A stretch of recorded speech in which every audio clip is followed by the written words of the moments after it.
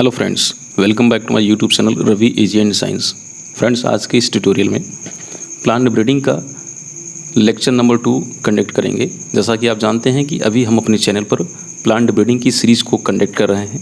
Plant breeding series का lecture number 1 हम कल कंडक्ट कर चुके हैं। आज इसका हम लेक्चर नंबर 2 स्टार्ट करने जा रहे हैं, कंडक्ट करने जा रहे हैं। तो साथियों, जैसा कि कल के वीडियो लेक्चर को आपने देखा था, तो उसमें हमने जो बेसिक चीज़ें कवर की थी उसको एक बार हम मेंशन कर दे रहे हैं। उसके बाद हम आज के इस वीडियो लेक्चर को स्टार्ट करेंगे। तो कल के लेक्चर नंबर 1 में हमने कुछ बेसिक चीज़ें जो कवर की थी प्लांट ब्रीडिंग से संबंधित, वो थी सबसे पहले हमने प्लांट ब्रीडिंग की डेफिनेशन को समझा था, उसके नेचर को जाना था, नेचर ऑफ प्लांट ब्रीडिंग क्या होता है, प्लांट ब्रीडिंग का फील्ड कितने भागों में डिवाइडेड है, प्लांट ब्रीडिंग के ऑब्जेक्टिव क्या होते हैं, और प्लांट ब्रीडिंग के हमने हिस्ट्री को समझा था। यानी वर्ल्ड वाइड प्लांट ब्रीडिंग की हिस्ट्री को हमने 4 कालखंडों में कंडक्ट किया था। तो ये कुछ बेसिक चीज़ें थी जो हमने कल के वीडियो लेक्चर में कवर किया था। आज के इस वीडियो लेक्चर में हम प्लांट ब्रीडिंग की हिस्ट्री को ही कवर करेंगे, लेकिन प्लांट ब्रीडिंग की जो हिस्ट्री है वो इंडिया में हम कवर करेंगे। यानी भारत में पादप प्रजनन से संबंधित कौन से महत्वपूर्ण कार्य कब कब हुए, किस किस टाइम पीरियड में हुए, उसको हम कवर करेंगे। तो यहाँ पर हम किसी कालखंड के माध्यम से नहीं, किसी टाइम पीरियड के माध्यम से हम स्टडी करने वाले नहीं हैं। इसको हम सिक्वेंसली पढ़ते चले जाएंगे और लगभग 20वीं शताब्दी से इसकी शुरुआत होती है। तो वहाँ से इसको हम स्टार्ट करते हैं। ठीक है, आइए फ्रेंड्स, स्टार्ट किया जाए इस वीडियो लेक्चर को। और आज जैसा कि आप देख रहे हैं, आज का लेक्चर है history of plant breeding in India. तो भारत में पादप प्रजनन के इतिहास को सामान्यतः 20वीं शताब्दी से इसको प्रारंभ माना जाता है। 20वीं शताब्दी में सन 1904 में, ठीक है, 20वीं शताब्दी में 1904 में एक अमेरिकी व्यक्ति थे, हेनरी फिलिप्स। नाम याद रखिएगा, बहुत ही ज़्यादा फेमस व्यक्ति हैं हेनरी फिलिप्स। तो इनका नाम याद रखिएगा। ये अमेरिकी निवासी थे, अर्थात यूएसए के थे। अमेरिकी निवासी यानी यूएसए के थे।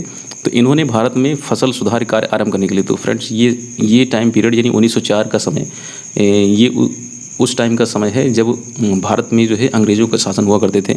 तो उस समय अमेरिकी निवासी हेनरी फिलिप्स ने 200 पाउंड का दान दिया था, 200 पाउंड डोनेट किया था फसल सुधार के लिए भारत में। ठीक है, आइए अगला पॉइंट देखते हैं। पूसा बिहार में, तो बिहार का एक स्थान पूसा, वहाँ पर 1905 में राजकीय कृषि अनुसंधान संस्थान यानी इम्पीरियल एग्रीकल्चर रिसर्च इंस्टीट्यूट की स्थापना की गई।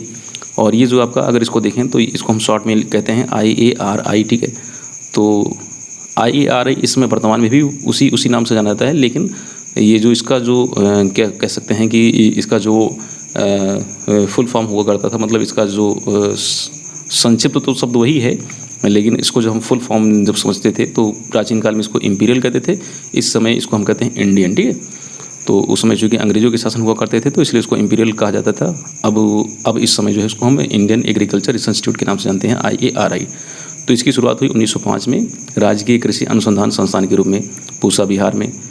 अगर हम पूसा शब्द की बात करें, जो बिहार का स्थान जहाँ पर इम्पीरियल एग्रीकल्चर रिसर्च इंस्टीट्यूट की स्थापना की गई, तो पूसा में जो आपका ये PUSA आपका ये पूसा है, पूसा का जो पहला वाला जो ये P है, ये शब्द ये आपका फिलिप्स को दर्शाता है। यानी वो जो जिन्होंने डोनेट किया था वो अमेरिकन वैज्ञानिक क्या अमेरिकन जो व्यक्ति थे फिलिप्स, हेनरी फिलिप्स का वो जो आपका P जो है आपका फिलिप्स को दर्शाता है।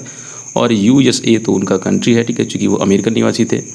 तो ये पूसा शब्द इससे मिलकर बना हुआ है।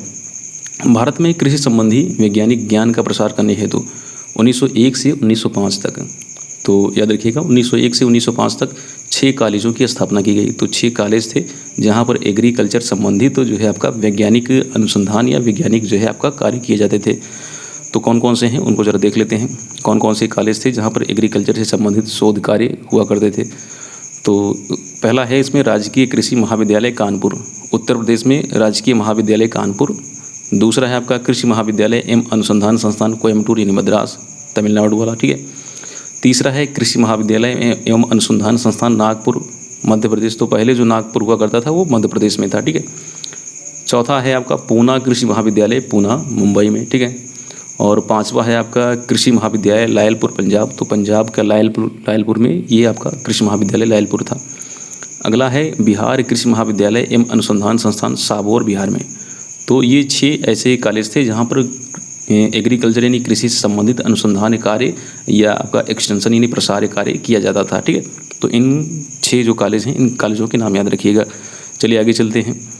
कोयम्बटूर अनुसंधान संस्थान, ठीक है, जैसे आप जानते हैं शुगर केन ब्रीडिंग इंस्टीट्यूट के नाम से। ठीक है, तो शुगर केन ब्रीडिंग इंस्टीट्यूट के नाम से जिसे जानते हैं। तो कोयम्बटूर अनुसंधान संस्थान में 1912 में गन्ने में अनुसंधान कार्य प्रारंभ हुआ। ठीक है, तो 1912 में जो है गन्ने में अनुसंधान कार्य या रिसर्च का आरंभ किया गया, ठीक है, कोयम्बटूर अनुसंधान संस्थान में, ठीक है। आगे चलते हैं 1925 से 1927 तक, तो याद रखिएगा काफ़ी इंपॉर्टेंट ये पॉइंट है। 1925 से 1927 तक 3 वर्ष तक लगातार अकाल पड़ा, तो 25 में भी, 26 में, 27 में, ये 3 साल तक बहुत ज़्यादा जो है अकाल पड़ा, ठीक है। और जिसके कारण क्या होता, फसल उत्पादन में भारी कमी हो गई, ठीक है। तो इस कमी को दूर करने के लिए भारत में कृषि रॉयल कमीशन या रॉयल कमीशन ऑन एग्रीकल्चर नियुक्त किया गया, ठीक है। तो एक कमीशन आया है कृषि पर, ठीक है। कृषि से संबंधित एक कमीशन जो है पारित किया गया, कमीशन नियुक्त किया गया, रॉयल कमीशन ऑन एग्रीकल्चर, जो कि ये टाइम भी अंग्रेज़ों का ही था, ठीक है। आगे चलते हैं 1928 में भारत में, तो ये जो कमीशन था रॉयल कमीशन ऑन एग्रीकल्चर या कृषि रॉयल कमीशन, इसने क्या किया, इसने 1928 में एक स्वतंत्र कृषि विभाग की स्थापना की, ठीक है। इस कमीशन ने यानी कृषि रॉयल कमीशन ने 1928 में एक स्वतंत्र कृषि विभाग यानी एक इंडिपेंडेंट एग्रीकल्चर डिपार्टमेंट को इस्टेब्लिश किया। और साथ ही साथ 1929 में 1928 में इसने एक इंडिपेंडेंट एग्रीकल्चर डिपार्टमेंट को इस्टेब्लिश किया।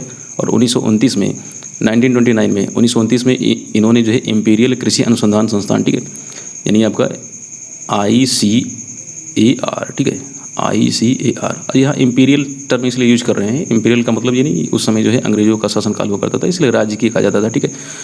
तो इस तरीके से इम्पीरियल कृषि अनुसंधान परिषद उस समय जो है इंडिपेंडेंट नहीं था, रिपब्लिक नहीं था, इसलिए राज्य की शब्द यूज किया जाता था। तो 1929 में इम्पीरियल कृषि अनुसंधान परिषद यानी imperial council of agriculture research की स्थापना की गई। कब की गई? 1929 में। तो याद रखिएगा ये पॉइंट बहुत ही ज़्यादा इंपॉर्टेंट है। 28 में एक इंडिपेंडेंट एग्रीकल्चर डिपार्टमेंट तो इस्टेब्लिश किया गया और 29 में आपका imperial council of agriculture research की स्थापना की गई। आगे चलते हैं, अगला पॉइंट देखते हैं।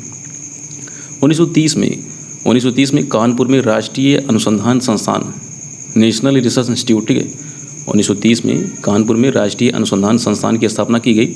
और 1930 में ही इंदौर में पादप उद्योग संस्थान, ठीक है, या इंस्टीट्यूट ऑफ प्लांट इंडस्ट्री। तो ये दो नाम याद रखिएगा, दो संस्थाओं के नाम याद रखिएगा, दो संस्थान 1930 में कानपुर में राष्ट्रीय अनुसंधान संस्थान नेशनल रिसर्च इंस्टीट्यूट और इंदौर में पादप उद्योग संस्थान या इंस्टीट्यूट ऑफ प्लांट इंडस्ट्री। ये दो संस्थान, ये दो इंस्टीट्यूट जो है इस्टेब्लिश किए गए 1930 में। आगे चलते हैं 1935 में। 1935 में क्या हुआ था? 1935 में बिहार में एक बहुत बड़ा भूकंप आया था और इस भूकंप की वजह से जो पूसा पूसा था, मतलब पूसा समझ रहे हैं ना, जहाँ पर जो है 1905 में स्थापित किया गया था, ठीक है, इम्पीरियल एग्रीकल्चर रिसर्च इंस्टीट्यूट, ठीक है, IARI। तो वो जो स्थान था पूसा बिहार वाला, ठीक है। तो 1935 में एक बहुत बड़ा भूकंप आया, तो भूकंप आने की वजह से जो पूसा था वो पूरी तरीके से नष्ट हो गया। जब नष्ट हो गया तो इसको अगले साल 1936 में इसे नई दिल्ली में ट्रांसफ़र कर दिया गया, शिफ्ट कर दिया गया, ठीक है। तो याद रखिएगा जो IARI था यानी इम्पीरियल एग्रीकल्चर रिसर्च इंस्टीट्यूट, जो 1905 में किसके द्वारा, तो वो जो हेनरी फिलिप्स के द्वारा जो इस्टेब्लिश किया गया था 200 पाउंड का डोनेशन देने के बाद। तो वो जो है 1935 में जब बिहार में इतना बड़ा भूकंप आया तो उसकी वजह से उसकी जो बिल्डिंग थी वो नष्ट हो गई थी। और जब नष्ट हो गई तो 1936 में उसको वहाँ से शिफ्ट करके नई दिल्ली जो है शिफ्ट कर दिया गया, ठीक है, नई दिल्ली में उसको स्थानांतरित कर दिया गया। आगे चलते हैं 1946 में। 1946 में जो IARI था यानी इम्पीरियल एग्रीकल्चर रिसर्च इंस्टीट्यूट था, इसका नाम चेंज किया गया, ठीक है। इसका नाम चेंज करके क्या कर दिया गया? Indian agriculture research institute. तो जहाँ पर इम्पीरियल था वहाँ पर इंडियन कर दिया गया बस, और बाकी सारा सब कुछ वैसा ही है। तो 1946 में इसका नाम बदलकर भारतीय कृषि अनुसंधान संस्थान यानी इंडियन एग्रीकल्चर रिसर्च इंस्टीट्यूट कर दिया गया। तो याद रखिएगा ये भी इंपॉर्टेंट पॉइंट है। 46 में इसका नाम चेंज किया गया। जो इम्पीरियल एग्रीकल्चर रिसर्च इंस्टीट्यूट था जो कि 1935 में भूकंप के आने की वजह से नष्ट हो गया था, पूसा बिहार वाला, उसको शिफ्ट किया गया 36 में नई दिल्ली में। और 46 में ठीक उसके 10 साल बाद 46 में इसका नाम चेंज किया गया और नाम चेंज करके इंडियन एग्रीकल्चर रिसर्च इंस्टीट्यूट कर दिया गया। आगे चलते हैं 1935 में आलू अनुसंधान के लिए केंद्रीय आलू अनुसंधान संस्थान यानी सेंट्रल पोटैटो रिसर्च इंस्टीट्यूट यानी CPRI central potato research institute, इसकी स्थापना की गई शिमला में, ठीक है। तो इसे याद रखिएगा, CPRI central potato research institute की 1935 में इसको इस्टेब्लिश किया गया। आगे चलते हैं 1946 में केंद्रीय चावल अनुसंधान संस्थान कटक CRRI, ठीक है, CRRI को कब इस्टेब्लिश किया गया? तो इसको इस्टेब्लिश किया गया 1946 में। 1946 वही टाइम है जिस समय जो है इस जो आपका इम्पीरियल एग्रीकल्चर रिसर्च इंस्टीट्यूट था नाम चेंज किया गया था। तो उसी साल 1946 में ही केंद्रीय चावल अनुसंधान संस्थान कटक यानी जो उड़ीसा में है उसका भी इस्टेब्लिशमेंट किया गया था, उसको भी स्थापित किया गया था। ठीक है, चावल पर अनुसंधान कार्य करने के लिए CRRI को इस्टेब्लिश किया गया था कटक उड़ीसा में। आगे चलते हैं 1947 में, यानी जब हमारा देश आज़ाद हुआ था तो 1947 में imperial council of agriculture research जो था, ठीक है, जो 1929 में इस्टेब्लिश किया गया था। 1929 में जिसको हम जब वो रॉयल कमीशन आया था तो रॉयल कमीशन के आने पर दो इंपॉर्टेंट कार्य हुए थे। पहला इंपॉर्टेंट कार्य ये था कि उसने एक इंडिपेंडेंट एग्रीकल्चर डिपार्टमेंट इस्टेब्लिश किया था, और 1929 में जो है, ये 1928 में हुआ था, इंडिपेंडेंट एग्रीकल्चर डिपार्टमेंट 1928 में इस्टेब्लिश किया गया था, और 1929 में जो है आपका imperial council of agriculture research नामक संस्था जो है बनी थी। तो वो जो imperial council of agriculture research थी उसका नाम चेंज किया गया 47 में। ठीक है, तो 46 में IARI का नाम चेंज किया गया और 47 में ICAR का नाम चेंज किया गया। ठीक है, तो अगर शॉर्ट फॉर्म देखेंगे, उनका एब्रीविएशन देखेंगे तो सेम वही रहेंगे, अंदर केवल यही है, इम्पीरियल से वो इंडियन हो गए। ठीक है, तो Indian council of agriculture research रख दिया गया 1947 में। ठीक है, तो इसको याद रखिएगा, बहुत ही ज़्यादा इंपॉर्टेंट है। आगे चलते हैं 1956 में, 1956 में, तो 1956 में कपास तिलहन एवं मिलेट सघन अनुसंधान संस्थान, ठीक है, कपास तिलहन एवं मिलेट सघन अनुसंधान परियोजना संस्थान ही, या इसको कहते हैं project for intensification of regional research on cotton oil seeds and millets, या शॉर्ट में इसको कहते हैं पिरकॉम। ठीक है, तो पिरकॉम की स्थापना की गई थी 1956 में। ठीक है, कपास तिलहन एवं मिलेट सघन अनुसंधान परियोजना या प्रोजेक्ट फॉर इंटेंसिफिकेशन मतलब सघन, of regional research on cotton oil seeds and millets, PIRCOM. ठीक है, पिरकॉम को इस्टेब्लिश किया गया 1956 में। और अगले पॉइंट की तरफ चलते हैं। अगला पॉइंट है 1960 का, 1960 में। तो 1960 का वो सन जिसमें सबसे पहले जो है, यानी फर्स्ट टाइम जो है किसी एग्रीकल्चर यूनिवर्सिटी को इस्टेब्लिश किया गया। तो ये एग्रीकल्चर यूनिवर्सिटी जो है आपका पंतनगर नैनीताल में इसको इस्टेब्लिश किया गया था। ये भारत का प्रथम कृषि विश्वविद्यालय था। ठीक है, तो ये थी कुछ इम्पॉर्टेंट बातें भारत में प्लांट ब्रीडिंग के हिस्ट्री से संबंधित। तो इस वीडियो लेक्चर को अगर आप एक या दो बार अगर देखेंगे तो सारी चीज़ें जो भी यहाँ पर मेंशन की गई हैं, सारी चीज़ें आपको आसानी से याद हो जाएंगी। वैसे हमें लगता नहीं कि इसमें बहुत सारी चीज़ें इस तरीके से हैं जो कि काफ़ी विवादास्पद हों, जो समझने वाली ना हो, डाउटफुल हों। सारी चीज़ें एकदम क्लियर हैं, एग्जैक्ट हैं। ठीक है, तो उसको आप आसानी से याद कर सकते हैं।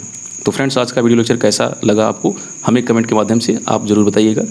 तो आज के वीडियो लेक्चर पे इतना ही। जल्द ही एक नई वीडियो के साथ आपसे मुलाकात करेंगे, और जो प्लांट ब्रीडिंग की जो वीडियो सीरीज़ चल रही है, इस वीडियो सीरीज़ को ऐसे ही आगे कंटिन्यू करते रहेंगे, और जो भी इंपॉर्टेंट टॉपिक है इसको हम कवर करते रहेंगे। तो बस आज की वीडियो लेक्चर में इतना ही। जल्द ही एक नए वीडियो के साथ आपसे मुलाकात करते हैं। तब तक के लिए जय।